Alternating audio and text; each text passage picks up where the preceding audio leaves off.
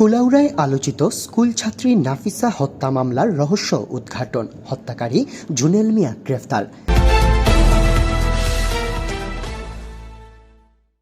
যে কোনো মেয়েকে রাস্তায় একা পেলে পিছন থেকে জড়িয়ে ধরাই ছিল তার স্বভাব। ইতিপূর্বে তার বিরুদ্ধে আরও 6টি ঘটনার তথ্য পেয়েছে পুলিশ, এবং কি তার ফোনেও পাওয়া গিয়েছে পর্নোগ্রাফি সাইটে ব্রাউজিংয়ের একাধিক তথ্য। এই বিষয়কে সন্দেহজনক মনে হলে মূল ঘটনা উদ্ঘাটনে নামে পুলিশ। সম্প্রতি ঘটে যাওয়া মৌলভীবাজারের কুলাউড়ায় স্কুল ছাত্রী নাফিসা জান্নাত আঞ্জুম হত্যার মূল রহস্য উদ্ঘাটন করেছে মৌলভীবাজার জেলা পুলিশ। এ ঘটনায় জড়িত থাকা প্রতিবেশী জুনেল মিয়া নামের এক ব্যক্তিকে গ্রেফতার করা হয়েছে। সোমবার মৌলভীবাজার পুলিশ সুপার কার্যালয়ে এক সংবাদ সম্মেলনে এ তথ্য জানান police super MKH Jahangir Hossain. জানা গেছে, গেল 12 জুন মৌলভীবাজারের কুলাউড়ায় প্রাইভেট পড়তে গিয়ে নিখোঁজ হন স্কুল ছাত্রী নাফিসা জান্নাত আঞ্জুম। পরে কুলাউড়া থানায় একটি সাধারণ ডায়েরি করেন নাফিসার পরিবার। এরটি দুদিন পরই বাড়ির পাশেই পাওয়া যায় নাফিসার অর্ধগলিত মরদেহ। ঠিক এরপরই মূল ঘটনা উদ্ঘাটনে নামে পুলিশের 6টি বিশেষ টিম।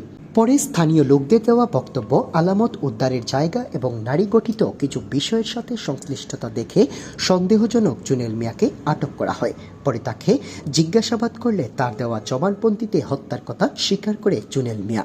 সে জানায়, নাফিসা জুনেলের বাড়ির সামন দিয়ে প্রায়ই প্রাইভেট পড়তে আসা যাওয়া করত।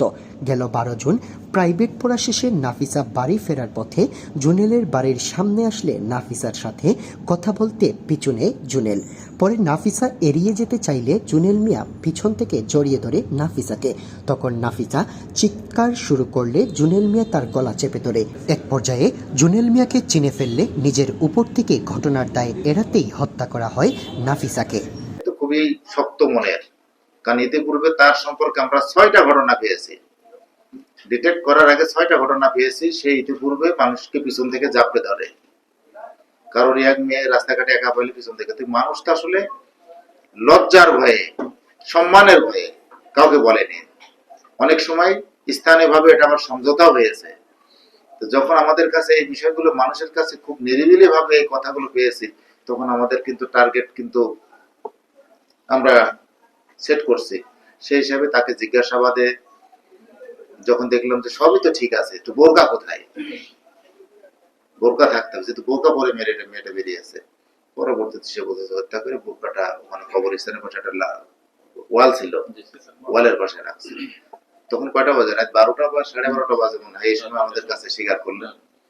তখনই কিন্তু সবাই গেলেন। আমার বললাম যে এখানে প্রেসের যদি লোকজন থাকে ওখানে দেখো, স্থানীয় সবার উপস্থিতিতে আমরা করছি।